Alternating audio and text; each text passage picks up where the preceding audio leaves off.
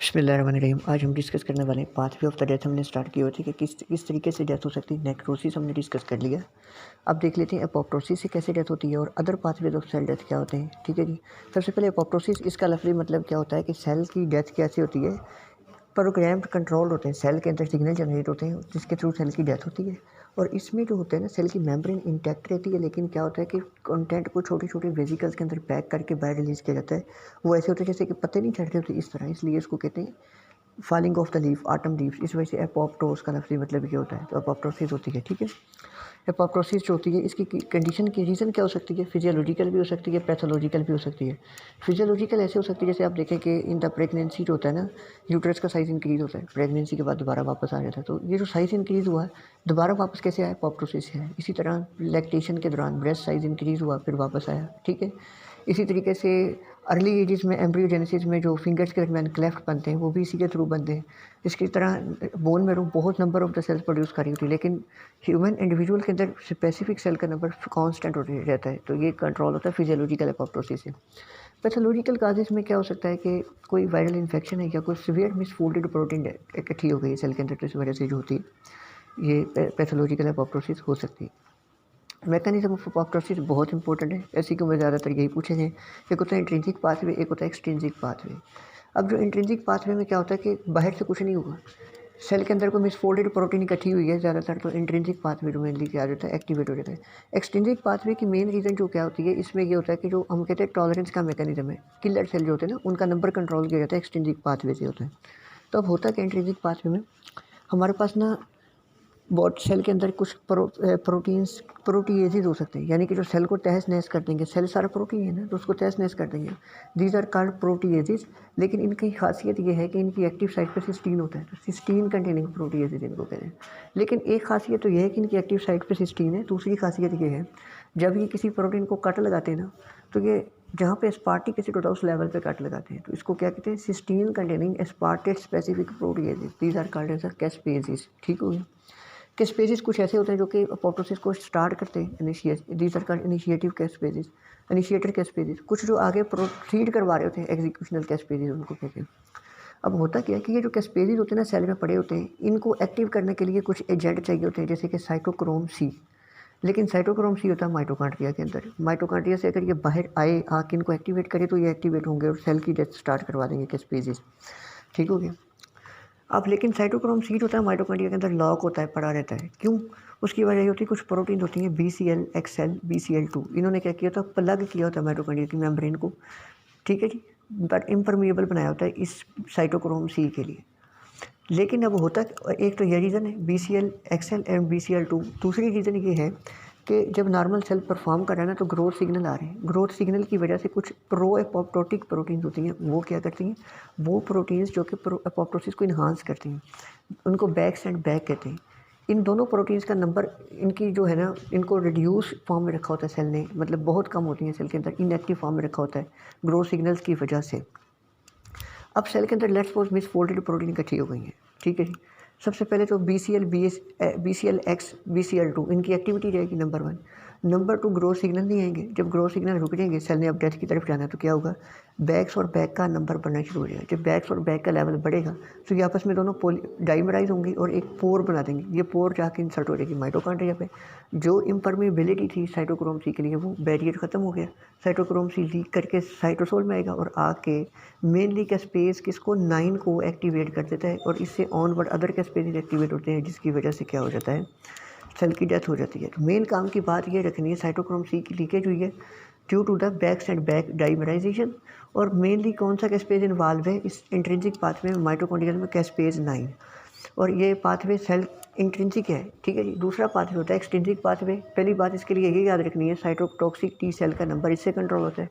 दूसरा, कोई positive agent बाहर से आएगा। बाहर से क्या होता है कि कुछ सेल्स की सरफेस के ऊपर, मेनली साइटोटॉक्सिक सेल्स के ऊपर ना, रिसेप्टर्स होते हैं। These are called Fas ligand receptor, CD95 इनको कहते हैं। इनका क्या होता है कि एक हिस्सा बाहर होता है रिसेप्टर का, एक अंदर होता है। जो इंट्रासेलुलर डोमेन होती है, इसको कहते हैं डेथ डोमेन। क्यों? क्योंकि ये डोमेन जो होती है ना, आगे एक्टिवेट कर सकती है एंजाइम को, जिन्होंने एपोप्टोसिस करवानी होती है। डेथ डोमेन कहते हैं। अब होता क्या है कि फास्ट लाइगेंड होता है, वो आता है जब सेल की डेथ होनी हो, वो बाहर आएगा, आके फास्ट रिसेप्टर पे बाइंड करेगा। जिसकी वजह से डेथ डोमेन की आपस में क्या करा देगा, क्रॉस लिंकिंग। जब डेथ डोमेन की क्रॉस लिंकिंग होगी तो डेथ डोमेन एक्टिवेट हो जाएगी और वो क्या स्पेस 8 को एक्टिवेट करेगी, कि स्पेस 8 अदर के स्पेसिस को एक्टिवेट करेगा और अपोप्टोसिस स्टार्ट हो जाएगी। मेन काम की बात क्या है, फास्ट लाइगेंड और फास्ट रिसेप्टर CD95 ये। दूसरी काम की बात ये है कि क्या स्पेस 8 इन्वॉल्व है। तीसरी काम की बात ये है कि साइटोटॉक्सिक टी सेल जो इसके अंदर मेनली इन्वॉल्व होते हैं। ठीक हो गया, ये हमारे पास अपोप्टोसिस के मैकेनिज्म थे। अब क्या सेल सिर्फ नेक्रोसिस और अपोप्टोसिस से ही डेथ हो सकती है, और भी मैकेनिज्म है? कोई सवाल ये पैदा होगा। टोटल इन्यूमरेट करने का कार्य है तो नेक्रोसिस अपोप्टोसिस तो हर किसी को पता है।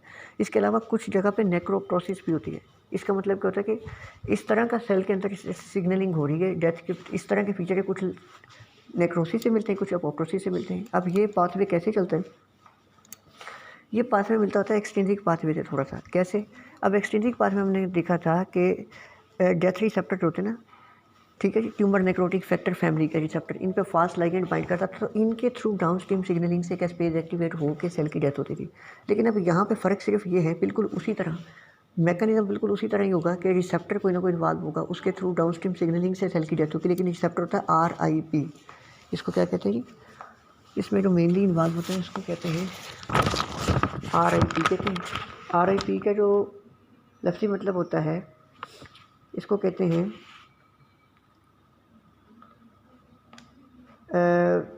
Receptor interacting proteins. ठीक है जी, receptor interacting proteins, receptor interacting proteins जो होती हैं RIP, इनके डाउनस्ट्रीम सिग्नलिंग या टायरोसिन रिसेप्टर से इनके डाउनस्ट्रीम सिग्नलिंग चलती है और ये प्रोसेस हो रहा होता है। ये मेनली इस्कीमिया में होता है, नेक्रोप्टोसिस। इसके बाद पायरोप्टोसिस होती है। इसमें क्या होता है, यानी अपोप्टोसिस भी हो रही है, साथ साथ बॉडी का टेम्परेचर रेज हो रहा है। पायरोक्सिया और मेनली इन्फेक्शन के अंदर होती है। और इसमें होता क्या है कि जब कभी डेंजर आता है सेल के अंदर, कोई इन्फेक्शन हो गया, सेल के टॉक्सिन रिलीज हुआ, टॉक्सिन साइटोसोल में पहुंचेगा तो इन्फ्लेमोसोम इसको डिटेक्ट करेगा और इसके थ्रू फिर सिग्नलिंग होगी और ये प्रोसेस चलेगा, पायरोप्टोसिस होगा। इसके बाद आती है ऑटोफेगी। तो 5 प्रोसेस है जिनके थ्रू सेल की डेथ हो सकती है। ऑटोफेगी का मैकेनिज्म पहले बता के फिर दोबारा इन्यूमरेट करता हूँ। ऑटोफेगी में क्या होता है कि सारे सेल के ऑर्गेनेल्स को पैक किया जाता है, ठीक है ये साइटोसोल वगैरह को। एक क्या करते हैं, पहले सेल आर्डर देता है एंडोप्लाज्मिक रेटिकुलम को खाली वेजिकल बना के दो, वो वेजिकल बन के उसमें सेल के कंटेंट पैक होते हैं। वो पैक कंटेंट जाके लाइसोसोम के साथ फ्यूज़ करते हैं, लाइसोसोम अपने एंजाइम रिलीज करता है उन पैक कंटेंट के ऊपर, तो इनको डिस्ट्रक्शन काज करा देता है। This is called autophagy. Autophagy mainly inflammatory bowel disease में इन्वॉल्व है और मेनली मायोपैथीज़ के अंदर इन्वॉल्व होती हैं। अब काम की बातें जो पाथवे के अंदर याद रखनी है, साइटोटॉक्सिक टी सेल कैसे उनकी डेथ होती है, एक्सट्रिंसिक पाथवे अपोप्टोसिस।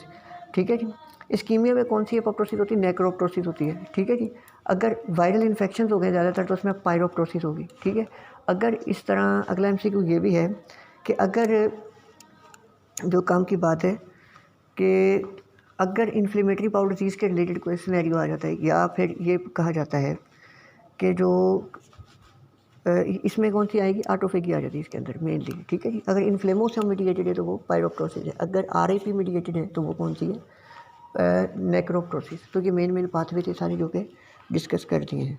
और अगर इन्यूमरेट कहा जाए तो टोटल 5 प्रोसेस है जिनके थ्रू सेल की डेथ होती है, नेक्रोसिस, अपोप्टोसिस, ऑटोफेगी, नेक्रोप्टोसिस एंड पायरोप्टोसिस। बिस्मिल्लाहिर्रहमानिर्रहीम। अब हम ना कुछ अदर चीज़ डिस्कस करने वाले हैं, उनमें क्या क्या कि सेलुलर इंजरी के हमने ना इतने सारे मैकेनिज्म दिखे थे। जो है टॉक्सिन्स की वजह से इंजरी होती है, इस्कीमिया की वजह से इंजरी होती है, बॉक्सिया से इंजरी होती है, इन्फेक्शन से इंजरी होती है। अब 1 बाय 1 कुछ मैकेनिज्म को हम डिस्कस करने लगे। पहला मैकेनिज्म ज़रा थोड़ा सा कॉम्प्लिकेटेड है, इसको याद रखना है, ये है रीपरफ्यूजन इंजरी। नॉर्मली हमें पता है कि अगर किसी जगह पे इस्कीमिया हो ना, ब्लड फ्लो कम हो, तो डेफिनेटली ऑक्सीजन डेप्रीवेशन से वहाँ पे डेथ हो सकती है, सेल के अंदर इंजरी हो सकती है। ठीक है, सूली तौर पे तो हम यही सोचते हैं कि ये ऐसे ही होगा। जब अगर उस जगह पे ब्लड फ्लो मेंटेन हो गया तो ठीक हो जानी चाहिए थी वो इंजरी, क्योंकि ऑक्सीजन की डिलीवरी वहाँ पे पूरी हो गई, दोबारा नॉर्मल हो गई है। असूली तौर पे तो ऐसे होना चाहिए। लेकिन कभी कभी क्या होता है कि कुछ जगह पर पहले ब्लड फ्लो रुका हुआ था, जब ब्लड फ्लो दोबारा मेंटेन होता है उसकी वजह से पैराडॉक्सिकली बजाय ठीक होने के वहाँ पे इंजरी हो जाती है। This is called reperfusion injury. अब रीपरफ्यूजन इंजरी जो है, इसका मैकेनिज्म क्या है, क्यों होता है, इसको समझने से पहले एक बात ध्यान में रखनी है आपने। नॉर्मल सेल वर्क कर रहे हैं ना, रेस्पायर कर रहे हैं, ठीक हो गया। Respiration is a phenomena. उसमें क्या होता है कि फूड से हम एनर्जी लेते हैं, फूड की ऑक्सीडेशन से एनर्जी रिलीज़ होती है, जो हम सेल अपनी एक्टिविटीज़ के लिए, प्रोटीन सिंथेसिस, मुख्तलिफ काम के लिए इस्तेमाल करते हैं। लेकिन एक बात याद रखें, जब कोई एक चीज़ ऑक्सीडाइज हो रही हो तो दूसरी चीज़ लाजमी तौर पे साथ रिड्यूस भी होगी। बिना कोई, ये सारी बातें ऑक्सीडाइज अगर एक चीज़ हो रही है उससे इलेक्ट्रॉन या हाइड्रोजन निकल रहे हैं तो डेफिनेटली कहीं ना कहीं तो जा रहे हैं ना, कोई दूसरी चीज़ एक्सेप्ट भी कर रही है उसको। तो बिल्कुल इसी तरह जब नॉर्मली सेल वर्क कर रहा है ना तो उसके अंदर कार्बोहाइड्रेट, लिपिड, प्रोटीन सारी डाइट है, इनसे हाइड्रोजन या इलेक्ट्रॉन जो निकल रहे हैं निकाल के जो इलेक्ट्रॉन ट्रांसपोर्ट चेन के थ्रू डाउन मूव करते जा रहे हैं माइटोकॉन्ड्रिया पे, इनको एक्सेप्ट करने के लिए एक्सेप्टर होता है ऑक्सीजन, जो कि माइटोकॉन्ड्रिया इलेक्ट्रॉन ट्रांसपोर्ट चेन का फाइनल एक्सेप्टर होता है। ये बात याद रखें, ठीक है जी। यानी कि फूड से, मैंने कहा फूड के ऑक्सीडेशन से एनर्जी मिलती है, तो अगर ऑक्सीडेशन हो रही है फूड की तो इसका मतलब फूड से इलेक्ट्रॉन निकले या फूड से हाइड्रोजन निकले, तो उनको एक्सेप्ट किसने किया? ऑक्सीजन ने। जब नॉर्मल वे हुआ है ना, नॉर्मल सेल वर्क कर रहा है, तो उस टाइम पे क्या होता है कि बिल्कुल इस तरह होता है कि जितने इलेक्ट्रॉन गए ऑक्सीजन ने उसको फुली, ऑक्सीजन को रिड्यूस कर दिया, ऑक्सीजन खुद रिड्यूस फुली हो गया, वाटर बन गया, कोई टॉक्सिक नहीं है वाटर, ठीक है जी। तो सेल नॉर्मली काम कर रहा है, एनर्जी भी लिया जा रहा है और जो इलेक्ट्रॉन है वो भी यूज़ हो रहे हैं, ऑक्सीजन उसको वाटर बना रहा है, ठीक है। लेकिन अगर अल्लाह ताला ने एक मैकेनिज्म प्रोटेक्टिव रखा कि कभी कभी ऑक्सीजन प्रॉपरली रिड्यूस ना हो, वाटर की बजाय कुछ और बन जाए, तो सुपर ऑक्साइड बन जाए या इस तरह की कुछ चीज़ बन जाए, तो इनको कहते हैं रिएक्टिव ऑक्सीजन स्पीशीज। अगर कभी कभी ये भी बन जाए तो अल्लाह ताला ने डिफेंस मैकेनिज्म बॉडी के अंदर रखा है, जो कि एंटीऑक्सीडेंट है, उसको ऑक्सीडाइज करके दोबारा जो है ना वो रिएक्टिव ऑक्सीजन स्पीशीज़ को बॉडी से रिमूव कर देती है। लेकिन अब जब एस्कीमिया होता है ना, एक बात याद रखनी है, एक तो डिफेंस सिस्टम जो है, एंटीऑक्सीडेंट सिस्टम बॉडी का, वो डाउन रेगुलेट हो जाता है, वो कम हो जाता है, ठीक है जी, वीक हो जाता है। दूसरा ये है कि अब जो है सेल जिसको एस्कीमिया है, इंजरी हुई पड़ी है, अब ज़रूरी तो नहीं कि वो प्रॉपरली रेस्पायर करे। अब प्रॉपरली क्या होगा कि जो इलेक्ट्रॉन फूड से उसने लिए हैं वो इलेक्ट्रॉन प्रॉपरली ऑक्सीजन को कम्प्लीटली रिड्यूस नहीं करेंगे, वाटर की बजाय कुछ और ही बनना स्टार्ट हो जाएगा इस्कीमिक सेल पे, ठीक है जी। यानी कि इस्कीमिक सेल में रिएक्टिव ऑक्सीजन स्पीशी बनना स्टार्ट हो जाती हैं और दूसरा डिफेंस सिस्टम चले जाता है, जिसकी वजह से ऑलरेडी सेल इंजरी का शिकार है। ऊपर से जब ब्लड फ्लो दोबारा मेंटेन होगा ना, तो और ऑक्सीजन आएगी तो वो क्या करेगी, और ज़्यादा रिएक्टिव ऑक्सीजन स्पीशी जनरेट करना स्टार्ट करवा देगी, ठीक है जी। इसकी वजह से रिएक्टिव ऑक्सीजन स्पीशी ज़्यादा होगी, जिसकी वजह से रिपरफ्यूजन इंजरी में होती है। दूसरा मैकेनिज्म इसका जो है वो ये हो सकता है कि जब ब्लड फ्लो किसी जगह पे मेंटेन होता है तो और ज़्यादा ल्यूकोसाइट्स आएंगे, और ज़्यादा ल्यूकोसाइट आएंगे तो और ज़्यादा इन्फ्लेमेशन होगी, और ज़्यादा इन्फ्लेमेशन होगी तो और ज़्यादा डेफिनेटली सेल की इंजरी की तरफ चला जाता है, तो इसको कहते हैं रिपरफ्यूजन इंजरीज। बिस्मिल्लाहिर्रहमानिर्रहीम। अच्छा, अब हम ना कुछ डिस्कस करने वाले हैं। पहले हमने इंजरी देखी, रिपरफ्यूजन इंजरी से कैसे सेल के अंदर डेथ होती है। अब देखते हैं ऑक्सीडेटिव स्ट्रेस सेल के ऊपर बढ़ता है तो सेल इंजरी की तरफ कैसे जाता है। ऑक्सीडेटिव स्ट्रेस बढ़ने का मतलब ये है सेल के अंदर ना फ्री रेडिकल या रिएक्टिव ऑक्सीजन स्पीशीज़ का लेवल बढ़ गया है, तो जो कि सेल को डैमेज करेंगे, तो इसकी वजह से सेल इंजरी की तरफ जा सकता है। तो पहले हम देखते हैं रिएक्टिव ऑक्सीजन स्पीशीज़ होती क्या है। ठीक ठाक। अब हम देखते हैं कि रिएक्टिव ऑक्सीजन स्पीशीज़ प्रोड्यूस कैसे होती हैं, फिर बाद में अगला मैं बताऊंगा कि रिएक्टिव ऑक्सीजन स्पीशीज़ सेल को डैमेज कैसे करती हैं। अब मैंने पहले बताया है कि जब हमारा रेस्पिरेटरी सिस्टम, हमारे सेल रेस्पायर कर रहे होते हैं ना, मतलब एनर्जी तो चाहिए सेल को, तो एनर्जी कैसे लेते हैं, फूड स्टफ जो होते हैं ना, इनको ऑक्सीडाइज करते हैं, उससे जो इलेक्ट्रॉन निकलते हैं वो इलेक्ट्रॉन मूव करते हैं इलेक्ट्रॉन ट्रांसपोर्ट चेन में। डेफिनेटली अगर एक चीज़ ऑक्सीडाइज होगी तो दूसरी चीज़ रिड्यूस होगी, इनके लिए इलेक्ट्रॉन का एक्सेप्टर होता है ऑक्सीजन। अब ये तो नॉर्मल रेस्पिरेटरी मैकेनिज्म था, चल रहा था, सेल एनर्जी ले रहे थे, लेकिन ज़रूरी तो नहीं कि 100% ये करेक्टली चलता रहे प्रोसेस, ठीक। इसमें ऐसे भी हो सकता है डिफेक्ट आ जाए कि मतलब जितनी ऑक्सीजन, सारी की सारी ऑक्सीजन इलेक्ट्रॉन एक्सेप्ट करके हाइड्रोजन वाटर में चेंज ना हो, कुछ सुपर ऑक्साइड वगैरह में चेंज हो जाए, ऐसे भी तो हो सकता है। तो कुछ नॉर्मल हमारी जो by product of the respiratory system जो है ना, हमारे बॉडी के अंदर सेल मेटाबॉलिज्म चल रहा है, मेटाबॉलिज्म के बाई प्रोडक्ट के तौर पे कि ज़रूरी नहीं है कि जितने इलेक्ट्रॉन निकले फूड स्टफ से वो सारे के सारे ऑक्सीजन एक्सेप्ट करके वाटर में ही बदले, ऐसे ज़रूरी नहीं है। ऐसे भी हो सकता है कि वो सुपर ऑक्साइड में बदल जाए, वो हाइड्रोजन पर ऑक्साइड में बदल जाए, ऐसे हो सकता है। तो ठीक है जी, एक तो by product of the respiration से रिएक्टिव ऑक्सीजन स्पीशी पैदा हुई। दूसरी बात, रिएक्टिव ऑक्सीजन स्पीशी एक तो वैसे सेल में पैदा हो गई, मतलब बाई प्रोडक्ट वेस्ट के तौर पे। दूसरा ये होता है कि कभी सेल के ऊपर किसी टॉक्सिन ने हमला किया है, किसी इन्फेक्शियस एजेंट ने, इसको मैक्रोफेज न्यूट्रोफिल्स खासतौर पे पकड़ लेते हैं, पकड़ के वेजिकल्स बनाते हैं, फेगोसोम बनाते हैं। फेगोसोम के अंदर इसकी डिस्ट्रक्शन का एक मैकेनिज्म ये भी है कि जानबूझ के रिएक्टिव ऑक्सीजन स्पीशी पैदा करें और इस सेल को, ऑफेंडिंग एजेंट को मार दें। इसमें क्या होता है, रिएक्टिव ऑक्सीजन स्पीशीज हमेशा ऑक्सीजन यूज़ हो रहा होता है तभी प्रोड्यूस होती है, क्योंकि रेस्पिरेशन में भी तो ऑक्सीजन यूज़ हो रहा था ना, तो बनी थी। तो इसका मतलब इस प्रोसेस में भी इसको रेस्पिरेटरी बर्स्ट इसलिए कहते हैं कि ऑक्सीजन को यूज़ करके इसको इलेक्ट्रॉन देते हैं, लेकिन वाटर की बजाय किसी और रिएक्टिव फॉर्म में बदल देते हैं, वो रिएक्टिव फॉर्म फंडिंग एजेंट को किल कर देती है, क्योंकि ऑक्सीजन का लेवल कम हो रहा है सेल के अंदर, ऑक्सीजन को यूज़ करके फंडिंग एजेंट को किल किया जा रहा है। इसको कहते हैं ऑक्सीजन डिपेंडेंट फेगोसाइटोसिस मैकेनिज्म, और रेस्पिरेटरी बर्स्ट भी इसको कहते हैं। तो फेगोसोम के अंदर प्रोड्यूस हो गई reactive oxygen species, by product of respiration produce हो गई। तीसरा ये है कि नाइट्रिक ऑक्साइड होता है ना, NO, ये कभी कभी सुपर ऑक्साइड के साथ रिएक्ट करके पर ऑक्सीनाइट्राइल जो कि बड़ी रिएक्टिव स्पीशीज वो बना सकता है, हाइपोक्लोराइड आयन वो बन सकते हैं। उसके अलावा क्या होता है कि मतलब कभी बंदे ने, हमारी बॉडी के अंदर वाटर है ना, रेडिएंट हीट अब्जॉर्ब करते हैं, रेडिएशन से, ठीक है जी। आयोनाइजिंग रेडिएशन जब जाती है ना बॉडी में, बॉडी के वाटर को तोड़ देती हैं, और हाइड्रोक्साइड जो वहाँ से प्रोड्यूस हुए ये सुपर ऑक्साइड में बदल सकते हैं। तो इस तरह भी फ्री रेडिकल, और इसके अलावा रीपरफ्यूजन इंजरी में भी जो है हमारे पास जो है इन्फ्लेमेशन में भी ये रिएक्टिव ऑक्सीजन स्पीशीज प्रोड्यूस हो सकती हैं। अब अल्लाह ताला ने मैकेनिज़्म ये रखा है कि इनको बॉडी के अंदर ही न्यूट्रलाइज करने के लिए क्या मैकेनिज़्म रखा है। वो मैकेनिज़्म जो हमारे पास ये है, एक तो ये है कि ये जो बनी है रिएक्टिव ऑक्सीजन स्पीशीज, ये इतनी खतरनाक इसलिए है कि इनके सेल में सिर्फ एक इलेक्ट्रॉन होता है, अनस्टेबल होती हैं, इनको भागी थी फिरती हैं इधर उधर, चक्कर में होती हैं कि कहीं ना कहीं से कोई इलेक्ट्रॉन मिले किसी जगह से, जिसको इलेक्ट्रॉन जहाँ से ये खींचेंगी तो डेफिनेटली वहाँ पर डिस्ट्रक्शन काज करेंगे खुद स्टेबल होने के लिए। तो अल्लाह ताला ने एक तो ये मैकेनिज़्म रखा कि ये खुद डिके कर जाती हैं खुद ब खुद। नंबर 2 ये है कि इनको ना इलेक्ट्रॉन देने के लिए एंजाइम रखे होते हैं, ठीक है। वो क्या करते हैं, वो इनको कहते हैं कि तुम ऐसे करो, सेल से इलेक्ट्रॉन ना खींचो, सेल को डैमेज ना करो, मेरे से इलेक्ट्रॉन ले लो। ये कौन काम कर होता है, ये काम कर होता है ग्लूटाथियोन। ग्लूटाथियोन इलेक्ट्रॉन डोनर होता है, लेकिन ग्लूटाथियोन से इलेक्ट्रॉन पकड़ के इन फ्री रेडिकल्स को देने के लिए एंजाइम काम कर होता है ग्लूटाथियोन पेरोक्सीडेज। यानी क्योंकि ग्लूटाथियोन की तो ऑक्सीडेशन होनी, ग्लूटाथियोन ने अपने इलेक्ट्रॉन देने, ये इलेक्ट्रॉन पकड़ के किसने देने, ग्लूटाथियोन पेरोक्सीडेज 1 GS1।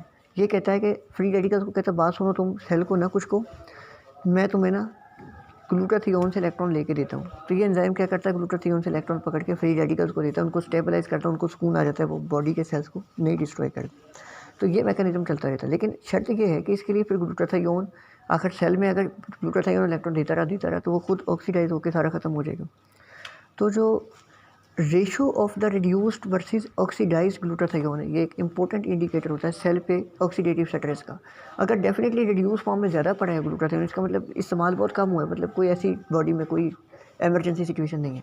लेकिन अगर इसका लेवल कम हुआ पड़ा है, रिड्यूस का लेवल कम है, ऑक्सीडाइज ज़्यादा है, तो इसका मतलब क्या है कि ये प्रोटेक्ट करते करते अपने आप को, बॉडी को प्रोटेक्ट करते करते इसने खुद अपने आप को ख़त्म कर लिया। तो ऑक्सीडेटिव स्ट्रेस क्या है बॉडी पे ज़्यादा है।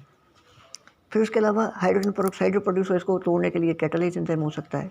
उसके अलावा एंटीऑक्सीडेंट विटामिन E वगैरह हो सकते हैं, ये सारे मैकेनिज्म।